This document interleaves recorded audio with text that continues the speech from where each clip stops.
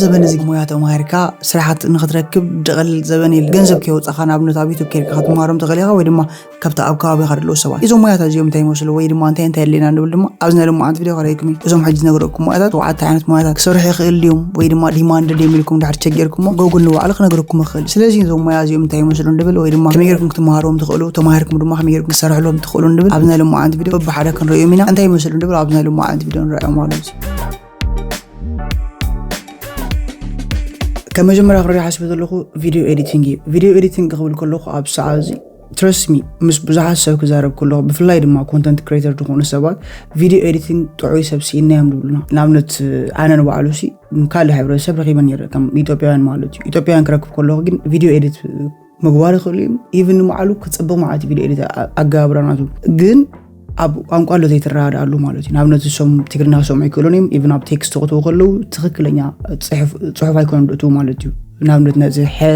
قلنا جوريم دوتو سلازي even وعلو رايو بسوشيال ميديا content creator دقونوسي ناتهم فيديو editing تبغى يكونن سلازي سوم دم فيديو editing نحركي لكم تصنيحكم نعوم نبعلو كسر علوم تخليهم مالوتي نعم نت أبسعازي even demanding even وعلو سوم نعرف بإنجليش نعرف تردو غيركم أبعل Upwork خيركم سراح خدولي تغليهم even وعلى كورس مسارع اللي كاني وي تمرتي أبي تمرت غير كم مهارة اللي كاني أبسعازي أبسال ميديا غير كذا مهارة تغليها سلازي فيديو إديتينج بزخالكم مثلا أبزغركم غيركم كسر على تغليهم even أبسعازي نعرف أفريقيا اليوم سي أب أفريقيا غيركم كسر على تغليهم أب قدامي عالم نهر اليوم أب قدامي عالم غيركم كسر على تغليهم سلازي أبزغركم كيدكم مساهم يتغير مالوتي سلازي سوهم دم أفتزر لكم مغيركم نابن تابز قدامي عالم زلو سبسي إديتر ندحرليش ناب أفريقيا غلو غيدرلي سلازي فيديو إديتينج بزخالكم مثلا أبزغيركم مغيركم كسر حسلا تقولوا بليز فيديو إديتر تمهاروا فيديو إديتر بزخانكم أبزغيركم عاد غيركم كسر تخليهم كمرو ما نغت مهاروا كبير يكون سلازي فيديو إديتر كتكون ويد ما فيديو إديتينج تمهاروا نعرلهم اللي لغت مهاروا إيفن وعل أبزغيركم غيركم كسر حلو تخليهم دقصركم سبوا على انتحر تزير غيبكم أبسعازي أب سوشيال ميديا لو فيديوهات انداونلودكم بناتكم من قد خسر حلوهم تخليهم أبزون فلتو ذلنا فيديو إديتر كبال كله ناي نابنت مبزحات يسبناتنا تزارب تقرنا نعرفهم فيديو إديتينج زغ إلسب ناربات ناي مرعك خون قلي ناي تمكت كمرو ما ناي استفالي بروجراماتي ناي كونتنت أب سوشيال ميديا بوست دبالجين صبق بقى فيديو إديتر هيروحكم سقاف جان كيدو رايو أب سوشيال ميديا غيركم شيء ناي بتقرنا تسرع فيديوهات كيركم رايو ناتهم إديتها جابرا رايو it's not perfect يكون even بعلو شيء بpercentage نتعرف كيازي كاب 6% دحلف يكون نابنة تكست إتو وزغنا أنيميشنات دمأتو كله عيتريني خابك صفوف مالتي كيلو ناب كله حبر السبب ما خيرو نابنة ناب تعبدو خيدوكم دم ناب قربا ناي إثيوبيا ندار كيركم ريكم متناتهم فيديو إديت أدارك أجابرا قال عينتهم بيقولوا even بعلو أتي telling story دبال حدث content creation كينو فيديو سرح خلو تتالي ولا لو ملأ تخم حالفا خلو كسرح خلو نتا فيديو بزح دتو أفتي فيديو تاعت مالوت نابنة بزح من النجارات دبلو وي نتي سكريبت كري خلو قال سلازي نوع كي ترى قرار كاسي نتا دلي ولا لو ملأ خدس كم يرجع هذا محالفات خليت بوينت سلازي سخون دم فيديو إديتينج نحركي لكم ناي كونتنت ناب سوشيال ميديا بوست زبالي فيديو تاعت نوعهم صبوا جيركم إديت كجبرهم نحركي لكم ويدما استفالي مالتي ناي بروجرامات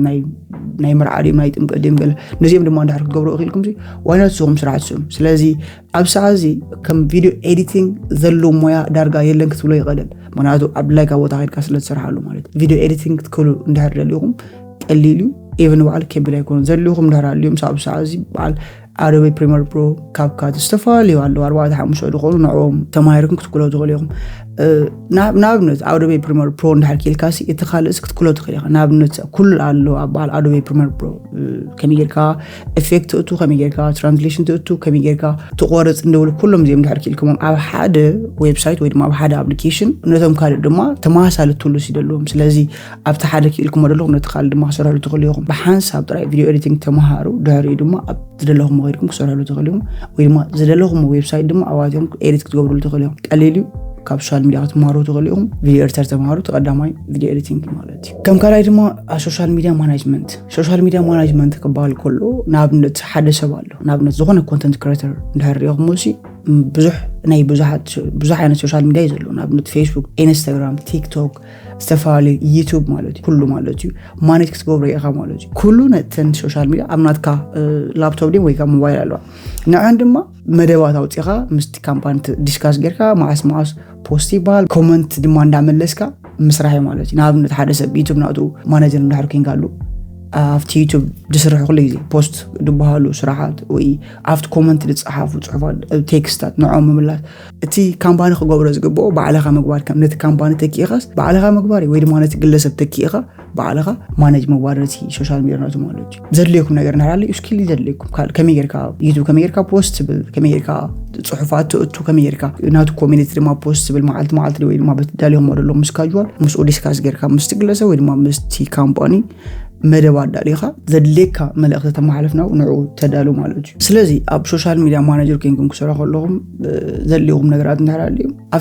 ኣብቶም ሶሻል ሚዲያታት ማዓስ ፖስት ክትብሉለኩም ከምኡ ድማ ኣብቲ ኮመንት ድማ ዝጽሓፉ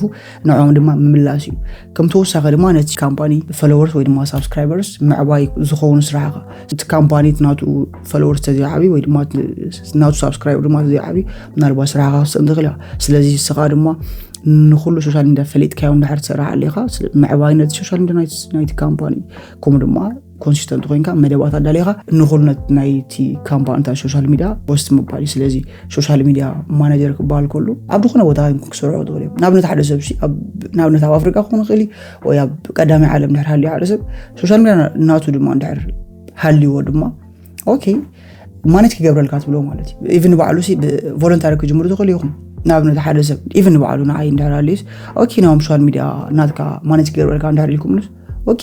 ይወኩም ቮለንታሪ ኮይንኩም ትጅምሩ እንዳር ናተይ ሶሻል ሚዲያ እንዳር ዓቢ ወይናት ንዓኹም ደይከፍለኩም ስለዚ ኢቭን ኣነ ከም ጀማርኩም ለኩም ኣለኹ ኪዶ ትማ ዓበይቲ ማለት እዩ ዓበይቲ ከባቢ 300-400 ፎሎወርስ ወይ ድማ ሳብስክራይበርስ ዘለዎም ንዖም ምስኦም ኮይንኩም ክሰርሑ ትኽእሉ ኢኹም ከምዚ ክብል ከለኹ ግን ካብቲ ዘለዎ ናቶም ሕጂ ክትዕብይሎም ኣለኩም ወይ ካብዚ ሕጂ ዘለዎ ትራእይነት ክትወስኽሎም ኣለኩም ናብነት ናይኩም ጌርኩም ለይ ዋይነት ንዓኹም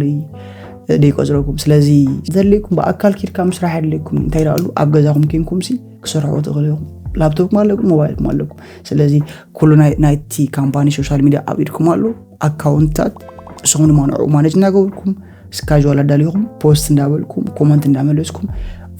ቪውስ ወይ ድማ ፎሎወርስ ወይ ድማ ሰዓብቲ ድባሉ ንዖም ድማ ምዕባይ ማለት እዩ ስለዚ ካልእ ስራሕ ይብሉን ማኔጅ ምግባር ፎሎወርስ ምዕባይ ኣካውንታት ኣብቲ ናይቲ ካምፓኒ ቦታ ኮይንካ ምስራሕ ስለዚ ሶሻል ሚዲያ ማናጀር ማለት ኣብ ሰዓት እዚ ዲማንድ እዩ ኣብ ዝኸደ ቦታ ኮይንካ ሰሪሕካ ምክንያቱ ኤኣይ ተወሲኹ ድሕሪ ድማ ትዕብየቱ ድማ ይቐፅል እዩ ዘሎ ስለዚ ኩሉ ሰብ ድማ ኣብ ሰዓት እዚ ኮንተንት ክሬተር ይኸውን ዘሎ ስለዚ ሰውም ድማ ኮንተንት ክሬተር ዋላ ተዘይኮንኩም ሶሻል ሚዲያ ማናጀር ንድሕር ኮይንኩም ግን ነዚ ዓይነት ስራሕ እዚ ሒዝኩም ክሰርሑ ትኽእሉ ኢኹም ማለት እዩ ደሞዝ ድማ ቮለንታሪ ኮይንኩም ክትጀምሩ ትኽእሉ ኢኹም ወይ ናትኩም ስራሕ ድማ ኣርኢኹም ድማ ኣብ ካልእ ስራሕኩም ድማ ሕጂ ፖርቶፎሊዮ ንሃልኩም ድማ ኦኬ ከምዚ ናይ በዓል ከምዚ ካምፓኒ ወይ ድማ ናይ ከምዚ ሰብ ከምዚ ማኔጅ ገብር ነይረ ድሕሪኡ ዕቤት ናቱ ድማ ከምዚ ስጋብ ከምዚ ከይድሎ ንዓኻ ድማ ክገብረልካ ይኽእል ኢልኩም ስራሕ ተቆፂርኩም ስራሕ ትኽእሉ ስለዚ ሶሻል ሚዲያ ማኔጂንግ ኣብ ሰዓት ዲማንድ እዩ ስለዚ ስራሕሉ ተማሃሮ ማለት እዩ ከም ሳልሳይ ድማ ክንሪኦ ሓስበ ዘለኹ ዲጂታል ማርኬቲንግ ክበሃል ከሎ ሓደ ዝኾነ ካምፓኒ ኣሎ እቲ ካምፓኒ ብናቱ ሶሻል ሚዲያ ተጠቂሙ ከመይ ጌሩ ናቱ ፕሮዳክት ክሸይጥ ይኽእል ምርኣይ ማለት እዩ ንኣብነት ሓደ ካምፓኒ ወይ ሬስቶራንት ንበል ሬስቶራንት ካብቲ ሕጂ ዝሸጦ ዘሎ በትናቶም ሶሻል ሚዲያ ድማ ኣካውንት ከፊቶም ከመይ ጌሮም ክሸጡ ይኽእል ምርኣይ ወይ ድማ ብትክክል ድማ እትናቶም ፕሮዳክት ኣሻይጣ ምርኣይ ማለት ሬስቶራንት ንመዓልቲ ናብነት 30-40 ሰባት ንመዓልቲ እንድሕር ዝሰርሑ ሃልዮም ቶም ሬስቶራንት ካብኡ ንላዕሊ ነቶም በትናቶም ሶሻል ሚዲያ ተጠቂሞም ክሸጡ መሕጋዝ እዩ ናብነት ዞም ሬስቶራንት እዚኦም ኣለዎም ንበል ሶሻል ሚዲያ ናቶም ሶሻል ሚዲያ ድማ ብዙሕ ይጥቀሙሎም ጀስት ፖስት ይብሉ ሬስቶራንት ምን ንምልላይ ንስኻ ድማ ነትናቶም ሶሻል ሚዲያ ተጠቂሞም ከመይ ጌሮም ናቶም ዘለዎም ስራሓት ከላለዩ ይኽእሉ ምርኣይ እዩ ኩሉ ዓይነት ሶሻል ሚዲያ ተጠቂሙ ማለት እዩ ተይኻ ዝገብረሎም ንኣብነት ቲክቶክ ፖስት ክብሉ ከለዉ ከመይ ጌሮም ቲክቶክ ፖስት ክብሉለዎም ወይ ኣብ ዩቱብ ፖስት ክብሉ ንድሕር ኮይኖም ከመይ ጌሮም ፖስት ክብሉለዎም ወይ ብኢሜል ድማ ብዝተፈላለዩ ከመይ ጌሮም ትናቶም ፕሮዳክት ፅቡቅ ጌሮም ክሸጥዎ ይኽእሉ ምርኣይ ማለት ናትካ ዓላማ ካልእ ወላ ሓንቲ ኮንትሮቨርሻል ዝኾነ ነገር ይብሉን ዲጂታል ማርኬቲንግ ተጠቂሞም ከመይ ጌሮም ክሸጡ ይኽእል እዩ ዲጂታል ማርኬቲንግ ክብል ነገራት ክባል ከሎም ስኹም በዓል ላፕቶፕ ሞባይል ታብሌት በቃ በኢንተርኔት ዘለዎም ነገራት ጌርካስ ትናትካ ፕሮዳክት ምሻል ስኻ ድማ ዲጂታል ማርኬተር እንድሕር ኮንካ ነዚ ካምፓኒ ወይ ድማ ነዚ ግለሰብ ዘለዎ ፕሮዳክት ከመይ ገይሩ ናቱ ሶሻል ሚድያ ዲጂታል ናቱ ተጠቂሙ ክሸይጥ ይኽእል ምርኣይ ዲጂታል ነገራት ተጠቂምካ ካብቲ ሕጂ ዘለዎ ጽቡቕ ገይሩ ክዕብየሉ ዝኽእል መንገዲ ምርኣይ ኣብ ኤድመንትን ብዙሓት ኣለዉ ናይ ሬስቶራንት ናይ ኤርትራውያን ስለዚ ንዖም ትረኽብዎም ዲጂታል ማርኬቲንግ እንድሕር ትኽእሉ ኮይንኩም ማለት እዩ ስፔሲፊክ ንዖም ትረኽቦም ንዖም ረኺብኩም ድማ ኦኬ ነቲ ማናጀር ተዛረበ ወይ ድማ ነቲ ዋና ኣብ መዓልቲ ክንደይ ይሰርሑ ወይ ክንደይ ሰባት መፂኦም ይጥቀሙ ኣብ ናትኩም ክንደይ ዝኽንደይ ስለዚ ሶሻል ሚድያ ኣለኩም ዶ በሶሻል ሚድያ ናትኩም ተጠቂምኩም ሲ ከመይ ጌርኩም ነቲ ናቶም ነቲ ሕጂ ዘለዉ ናትኩም ካስተመርስ ክትዕብይዎ ትኽእሉ ብሓንሳብ ከይና ደይ ንስራሕ ትብሎ ከመይ ማለት ከምዚ ጌርኩም ከምዚ ጌርና ብሓንሳብ ከይና ንስራሕ ስለዚ እንድሕር ውፅኢት ርኢና ኣሎ ድማ ብሓንሳብ ከይና ንሰርሕ ናይ ድማ ተቆፅረኒ ብደሞዝ ትብሎም ንዖም ናቶም ዘለዎም ካስተመራት ንኽዓቢ ይገብሮም ኣሎ ስኻ ድማ ስራሕ ትረክብ ኣላ ስለዚ ዲጂታል ማርኬቲንግ ተጠቂምካ ከመይ ጌርካ ፕሮዳክት ናትካ ትሸይጥ that's all the same thing ኣብ ኣፍሪካ ንሕራሊኹም ድማ ከምኡ ጌርኩም ክሰርሑ ትኽእሉ እዮም ኪዱና ዝኾነ ኣብ ሬስቶራንት ድዩ ወይ ድማ እንዳ ካፌ ድዩ ከመይ ጌሮም ክሰርሑ ይኽእሉ ምርኣይ ብሓንሳብ ከንካ ምዕባይ ድሕሪ ድማ ኣስራሕን ሰራሕተኛም ከንካ ምስራሕ ሓንቲ መልእኽቲ መሓልፈልኩም ዝደሊ ንሕራልዩ ዲጂታል ማርኬቲንግ ከንካ ክሰርሕ እንድሕር ከንካ ሲኦ ድበሃል ኣሎ SEO ማለት ሰርች ኢንጂን ኦፕቲማይዜሽን እዩ ሰርች ተባሂሉ ክርከበሉ ዝኽእል ኣቐዲሙ ክርከበሉ ዝኽእል እዩ ንኣብነት ኪዱ ዩቱብ ንምፃእ ኣብ ዩቱብ ከድካ ኤርትራውያን ፖድካስት ወይ ድማ ኤርትራውያን ኢንተርቪው ኢልካ እንድሕር ሰርች ኢልካ ናይ ብዙሕ ብኤርትራውያን ቪድዮ ተሰርሐ ወይ ድማ ኢንተርቪው ተሰርሐ ይመፀልካ ስለዚ ፖድካስት ናተይ SEO ተጠቂምኩም እንድሕር ኣብ ቅድሚት ከም ድመፅእ እንድሕር ክዝገብሩለይ ክኢልኩም እዚ እንታይ ይበሃል SEO ተጠቂምኩም ኣለኹም ማለት እዩ ሰርች ኢንጂን ኦፕቲማይዜሽን ይበሃል ማለት እዩ እቲ ራብዓይ ድማ ኣፍሌት ማርኬቲንግ ይበሃል ኣፍሌት ማርኬቲንግ ማለት እንታይ ማለት እዩ ንኣብነት ንስኹም ኣፍሌት ማርኬቲንግ ገንኩም እንድሕር ስራሕ ኣለኹም ንኣብነት ኪዱ ራእዮ ክንደይ ሰባት ኣለዉ ንኣብነት ኣብ ኣፍሪካ ወይ ድማ ኣብ ቀዳማይ ዓለም እንታይ ኣለዉ ናቶም ሶሻል ሚድያ ኣለዉ ኣብቲ ናቶም ሶሻል ሚድያ ድማ ብዙሕ ዓይነት ሊንክታት ፖስት ገይሮም ኣብቲ ሊንክ ኣትኹም እንድሕር ገዚእኹም ካብቲ ናቶም ሊንክ እንድሕር ገዚእኹም እቲ ፕሮዳክት ናቶም ኣይኮነ ናይ ዝተፈላለዩ ዓይነት ካምፓኒታት እዩ ግን ኣብቲ ናቶም ሶሻል ሚድያ እንድሕር ፖስት ተባሂሉ ስለ ዘሎ በቲ ናቶም ሊንክ ገይርኩም እንድሕር ገዚእኹም ነቶም ሰባት ይሕሰቡ ኣለዉ ማለት እዩ ስለዚ እስኹም ድማ ኣፍሌት ማርኬቲንግ እንድሕር ስራሕ ኣለኹም ንኣብነት ሄቨን ንኺዳ ሄቨን ትበሃል ቆልዓ ኣብ ኤሮፓ ኣላ እንታይ ኣለዋ ናይ መፅሓፍ ኣለዋ ትሸጠሉ ነትናታ መጽሐፍ ድማ ሊንክ ዳልያ ዌብሳይት ዳልያ አፍትናታ ሶሻል ሚዲያ ፖስት ይላተላት ሊንክ ስለዚህ ሱቁም ድማ ምሴቨን ተዛረቡ ኦኬ ሄቨን ናትክ ሊንክ ተጠቂሞም እንድሕር ካብ ናትክ መጽሐፍ ትገዝዮም ሲ ክንደይ ተሓስፈለይ ትብሎ ክንደይ ናብነት ካብ ሓደ መጽሐፍ ክልተ ቅርሺ ሰለስተ ቅርሺ ስለዚህ ብዙሕ እንዳራሽትኩም ድማ ክንደይ ተሓስፈልኩም ማለት ከም ኤግዛምፕል ናምፂና ዘለና ኣምበር ናይ ካል ሰባ ድማ ናብነት ናይ በዓል አማዞን ወይ አሊ ኤክስፕረስ ግሬድ በዓል ዓበይቲ ካምፓኒታት ድማ አፍትናትኩም ሶሻል ሚዲያ ፖስት ይልኩም ሓደ ሰብ መጽ እንድሕር ገዝዩ በታሪ ገዛ ፐርሰንቴጅ ይحسبልኩም ናኹም ማለት አፍሌት ማርኬቲንግ ማለት ዳሪዞ ኮንትሮቨርሻል እንታይ ዳሉ ሊንክ ተጠቂሙ ሰብ እንድሕር ካፍትናትኩም ሶሻል ሚዲያ በትናይቲ ካምፓኒ ሊንክ እንድሕር ካፍትናትኩም ገዚኡ ሓደ ሰብ ንዓኹም ኮሚሽን ይحسبልኩም ማለት ከም ዝኽብል ከለኹ ናትኩም ፕሮዳክት እንድሕራሊኩም ዝጸበቀ ተዚያሊኩም ድማ ናይ ብዙሓት ቢሾጦ ፕሮዳክት እንድሕራሊኩም ሊንክናት ካብናት ሶሻል ሚዲያ ፖስት ተኽብሎም ሞኒ ካፍትናት ሊንክ ብናት ሶሻል ሚዲያ አትዮም እንድሕር ገዚኦም ንዓይሳ ፐርሰንቴጅ ዲኻ ወይ ድማ ኮሚሽን ተሓስብልላይ ኮሚሽን መስራሕ ይባልጋ በቃ ወላ ሓንቲ ኮንትሮቨርሻል ለሆነ መልእኽቲ ይብሉ ተይራሉ ብኮሚሽን መስራሕ ድኻመ ይብሉን የሱትናት ናይት ካምፓኒ ሊንክ ፖስት ብለት ናትካ በው እንዳኣቶ ድማ ሰብ ምግዛይ ስለዚ ምናልባት ከም ናትና ተዛራቡ ተይረኛ ብዙሕ ፍሉጥ ኣይኮነን ስራሕ እሱ ግን እንድሕር ለሚድኩም መፅንያኹም ወይ ድማ እንድሕር ርኢኹም ድማ ሲስተም እንድሕር ፈሊጥኩም ክሰርሕሉ ትኽእሉም ጀስት ፖስት ብሎ ሰብ ኣቲ ድማ ኣፍት ሊንክ ድማ ከገዚ ሰው ድማ ኮሚሽን ክሕሰበልኩም ስለዚ አፍሌት ማርኬቲንግ ሓጋዚ ኣኹም ድማ ከዋፀኩም ክሊ ማናቱ ደኻመ ይብሉም ስራሕ ይብሉም ስለዚ ዋይና ደይ ስራሖ ስለዚ ስራሖ ከዋፀኩም ክሊ ቴክኖሎጂ ድማ እንዳዓበየ ስለዚ ከይደሎ ሕጂ ወላ ጽቡቅ ካስተመር ወላ ብዙሕ ክሸጥ ወላ ተዘይካልኩም ምስ ግዜ ብዙሕ ፕሮዳክት እንዳሸጥኩም ጽቡቅ ስራሕ ሰራሉ ትኽእሉም ስለዚ አፍሌት ማርኬቲንግ ነዚ መስል ማለት ረባይ እቲ ሓምሻይ ድማ virtual assistant ማለት virtual assistant ማለት ናብነት ናይ real estate agent ነው ወላ ሓደ ሰብ ስኻድማ virtual assistant ይኻሰረ assistant ወለው ማለት virtual ስለተወሰኸ virtual assistant ማለት specific እንታይ ማለት ናይ ካምፓኒታት ዝተፋሊ ኢሜይላት ክኾን ይኽእል ስኬጁል ክኾን ይኽእል ወይ ድማ ናይ ዝተፋሊ ስራሓት እሱ ገዛ እንድሕር ሰራሓሊ ብዙሓት ካስተመራት ኣለዉ ብዙሓት ክላይንት ድማ ኣለዉ ነዞም ኩሎም ካስተመራት ክላይንታስ ባዕልኻ ረኺብካ ብናትካ كله بعلاقة كنترول مقباري إيميل نحر صحيفة بعلاقة إيميل تملسلو ወይ ስካጁዋል ቆፀራት ድሕር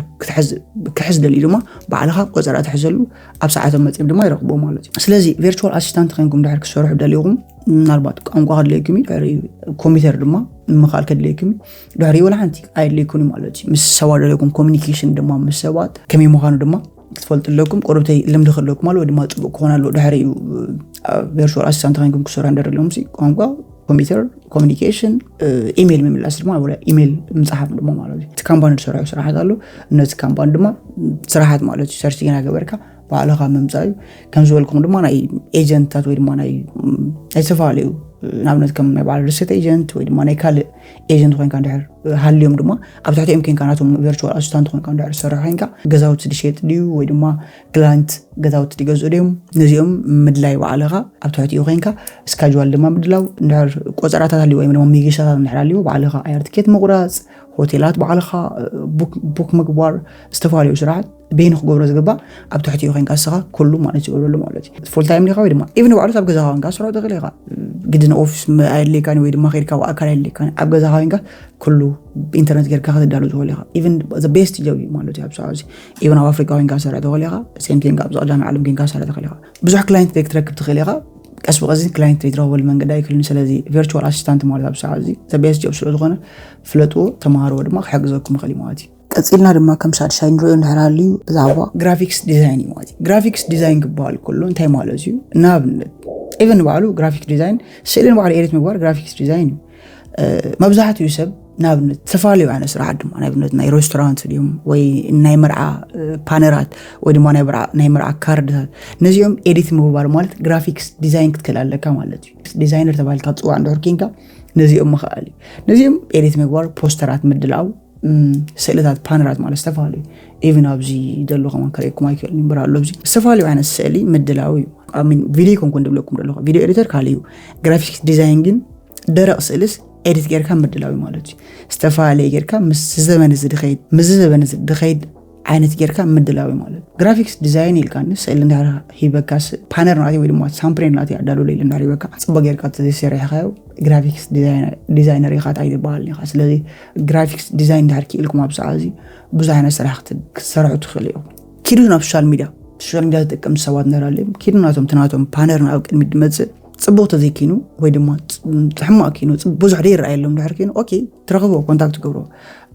ስእልኻ ርአዮ ነይረ ፓነርካ ኣሚን ታምብኔልካ ርአዮ ነይረ ካብዚ ሕጂ ዘለውን ላዕሊ ጽቡቅ ጌርካ ክሰርሓልካ እሞኒ ድሕር ብዙሕ ተራእይነት እንድሕር ረኺብካ ብታምብኔል ሓይሊ ስለ ዘለዎ ታምብኔል ማለት እዩ ኣብ ዩቱብ ጽቡቅ ተራእይነት እንድሕር ረኺቡ ብሓንሳብ ከይድና ክንሰርሕ ስለዚ ኣብ መጀመርያ ግን ቮለንታሪ ብሓንሳብ ከይድና ክንሰርሕ ንስራሕ ትብሎ ድሕሪኡ ጽቡቅ ጌርኩም ድሕር ኤዲት ትገብሩልሃ ኣለኹም ቴክስት ፎንት ባክግራውንድ ከለር ቤላ ጌርኩም ድሕር ሰሪሕኩም ጽቡቅ ድማ ተራእይነት እንድሕር ረኺብሉ ስለዚ ወናት ስራሕ ትረኽቡ ከም ዘብል ከለኹ ብሶሻል ሚድያ ጥራሕ እየ ዘርእየኩም ዘለኹ ኪዱ ሬስቶራንት ድማ ኺዱ ሜኑ ናቶም ድሕር ጽቡቅ ተዘይኪኑ ወይ ድማ ንካስተመር ድስሕብ ተዘይኪኑ ብናተይ ኤዲት ጌርካ ከምጣልካ እሞኒ ኣዳልየ ድሕር ካብ ዝናትኩም ንላዕሊ ጽቡቅ ኪኑ ሪቪው ትገብረለይ ድሕሪ ጽቡቅ እንድሕር ኪኑ ኣብ ምስካል ድማ ክሰርሓሉ ንኽእል ወይ ድማ ብሓንሳብ ኪና ድማ ክንሰርሕ ንኽእል ኢና ኢልኩም ሜኑ ተዳልውሉ ናይቲ ሬስቶራንት ወይ ድማ ናይቲ እንዳካፈ ድማ ፓነር ኣዳልይኹም ሓደ ስራሕ ክሰርሑ ትኽእሉ ማለት ስለዚ ግራፊክስ ዲዛይኒንግ ምኽኣል ማለት ኢቭን ኣብ ሰዓዚ ሓደ ናብነት ሓደ ካሜራማን ዓርኪ ኣሎ እቲ ካሜራማን ዓርኪ ስእሊ በይኑ ስለዝኾነ ግዜ ይብሉን ኤዲት ክገብር ቪድዮን ስእሊ ናይ መርዓውቲ ወይ ድማ ናይ ጥምቀት ክላይንት ኣሚን ሰራሕተኛ ደልዩ ኤዲት ዝገብር ከም ግራፊክስ ዲዛይነር ዝኾነ ሰብ ደልዩ ኣይረኸበን ግን ቀልጢፉ ረክባ ይካለ ስለዚኹም ድማ ኣብ ሰዓዚ ብዙሕ ተጠላብነት ኣሎ ኢቭን ዲማንድ ማለት ከምዘም ኩለኩም ጥናኹም ሞያታት ዲማንድ ስለ ዘለዎ ግራፊክስ ዲዛይነር እንድሕር ኮንኩም ብዙሕ ዓይነት ስራሕ ክሰርሑ ትኽእሉ ኢኹም ብሶሻል ሚድያ ክሰርሑ ትኽእሉ ኢኹም ምስ ናይ መርዓ ፕሮግራማት ናይ ጥምቀት ገለ ድማ ዝተሓዝ ድማ ንዑ ኤዲት ክገብሩ ትኽእሉ ኢኹም ኢቭን ከይዱ ናይ ፊልምታት ንበዓሉ ኤዲት ዝግበር ፓነር ዝበሃል ፅሓፍ ናብ ዩቱብ እስ ንበዓሉ ሓደ ግራፊክስ ዲዛይነር ይሰርሑ ናይ ደርፍታት ናይ ዝተፈላለዩ ስለዚ ግራፊክስ ዲዛይነር ኮንኩም ብዙሕ ስራሕ ክሰርሑ ትኽእሉ ኢኹም ንሎጎ ናይ ሓደ ካምፓኒ ወይ ድማ ናይ ሓደ ሶሻል ሚድያ ክሬተር ናይ ዝተፈላለዩ ግለሰባት ሎጎ ምድላው ራዩ ንበዓል ናይ በዓል ኮካ ኮላ ኣማዞን علي إكسبرس اللوجو نتاعنا مفلت مالتي لوجو مالتي سينات براندي ناتك كم عنت مسرح مالتي نحن سب لوجو تبوت ذيكنس كابز حج اللون لعلى جيرة كم عبل الجاي قلت له لوجو كسرة يوم دوري advertisement ناي سفالي كم بانتات وي نادو advertise قبره خلو نادو advertisement بدرق سألنا حركين عودي ما تدالو يوم graphics design ما ذلهم تولس ندرا لهم أدوبي فوتوشوبي بس درق سأل تدالو application عادي ما مفلات ويب سايتات مفلات دوري نجمرت دخون دما كانفا مالتي قد مستوسنا جزي زعبا كانفا توسنا بيسك دخونه سريع نيرا واديهم رايوا قد فيلم يابلين كانفا دي ماما خالي جمرتي تم مكرز لكم اب جرافيكس ديزاين دما ادوبي فوتوشوب كال دما دلو بيكسل لاب قال دبال ابلكيشن دما مفلاتي دحري بوم تقيمكم كم جماري بموبايلكم ديهم ويدما بلابتوب كسراهم تخليهم سلازي بتعامل جرافيكس ديزاين بال موداتن نريو دما كونتنت كريشن كنبل كلنا استفالي السوشيال ميديا كيمكا كونتنت مدلاوي ابسازي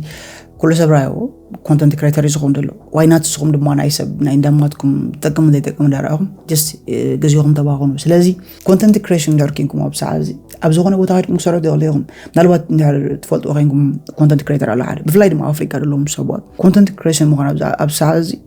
كم حدا اسيت بلو بقى اسيت كلكم كلكم كونتنت كريتور بزغون كابترايز بزاينت اوبورتونيتي كفتروا الكايغولي ناي كامبانتات ادفرتايز كبر تخليها ناي استفاليو بو ما كفلكا يخلي بتي سوشيال ميديا بس تقوم لها بلاتفورم ما كفلكا يغلي سلازي كونتنت كريشن مالت ابزازي كابسازي كافتم ديماند زغون مويا يبلو مالت كلكم كلكم بو نبرو غلا يكون حدث يوتيوبر ويدما تيك توكر ويدما ناي فيسبوك تطقم اندحركينو بو غيرو تراي بزاحنا سرح كركب يخلي نابنت علو دفلت سوا لا انا بس اب ادمنتن اب تيك توك دشرح سراحاتو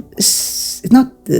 او سراح يكون ان اوريدي ميتين قال انت تميتالو فلورس سلاز بوتا تقيمو تراي بزاحنا ادفرتايز سراحلو سلازي كونتنت كريتور نحركينكم شي بزاحنا سراح قاطمهم لي يخليهم بتسرحوا لهم بلاتفورم كخفلكم كومو ما بعد ادفرتايزمنت كده ما كخفلكم لينكات نايك كامبانتات لينكات بتنايك كامبانتات لينكات بوست ندابل مافناتكم بلاتفورم بو ندغزا اسب كخفلكم غالي سلازي كونتنت كريشن مالت لسينا بن تيك توك نوركينغاس تيك توك سر نوركينغاس فيديو تقبر كاست تقبر سيل تقبر مالتي داري بوست مبالي إديت غيركا بوست بلو كونسنت كوين بوست بزبلكاو بزاحت فولورز سبسكرايبرز بزعبا غيرما بزاحنت سرعه تركب تخليها بزاحنت كاستمرات تركب تخليها سلازي ابسازي كونتنت كريشن ودما كونتنت كريت مقبار بزاحنت اوبورتونيتي كفتر الكاي خلي سلازي بزاح سوات اللي اب تيكس يكون ودما بخال دحتونه ነገር እንዳራሉ اب فيسبوك ገንዘብ ይخفلي تيك توك ገንዘብ ይخفلي ودما يوتيوب ገንዘብ ይخفلي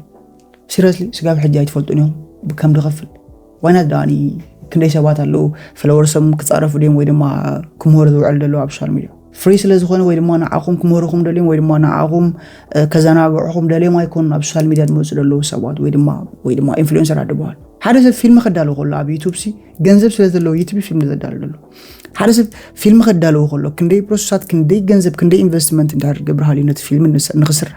ዋይናት ሱቁናት ከም ቪዲዮ ሰራይኩም ፖስት ይልኩም ሲ بزاحነት ስራ ሰራይ ተخሉ ተኪ ተዘኪኑ ካለ ወላ አንተ ይቆን اكل بوست يلو اكل تطاريف اكل كم زير لكم كاب سكرول تقبلوا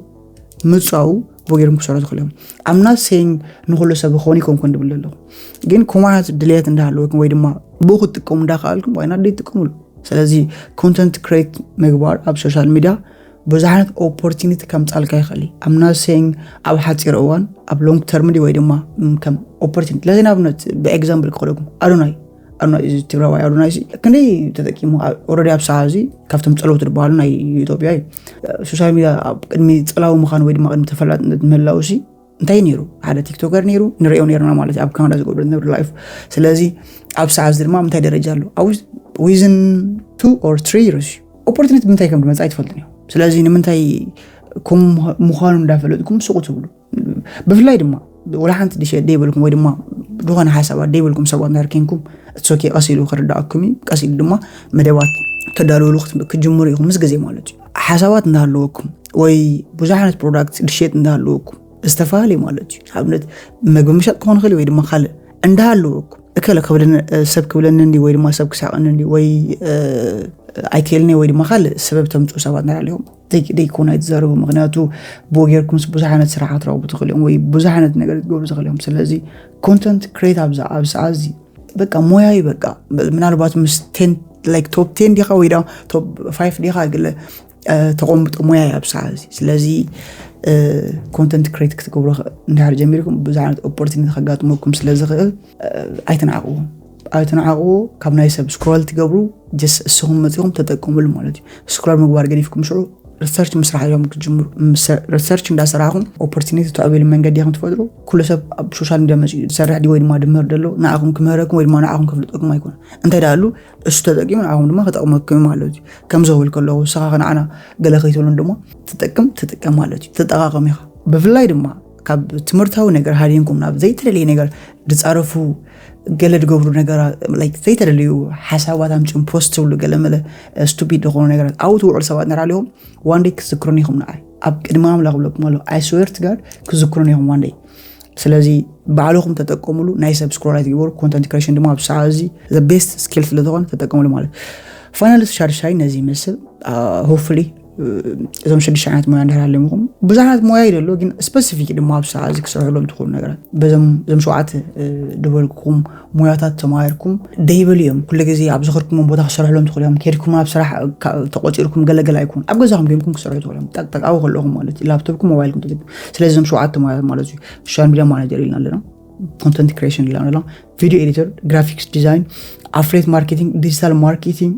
virtual assistant لازم مويات زيم تمايركم بزحنا سرحات كسرحات خليهم even cost هاد ليهم ገንዘባው ጤኻ ክትማሩ ገዳይ ለይሁን ኬርካ 4 ዓመት 3 ዓመት 5 ዓመት ተخረ موياتات አይኮን እንተ ዳሉ ኣብ ኦንላይን ክትማሩም ትኽልኻ ወይ ኮርስ ገዚኻ ወይ ድማ ኮርስ ከገዛኻ ድማ ኣብ ዩቲዩብ ኣዲኻ ክትማሩም ትኽልኻ ዘም موياتات እዚ ስለዚህ ተማይርኩም ክሰርሕሎም ትኽሉ ዓይነት موياتات እዮም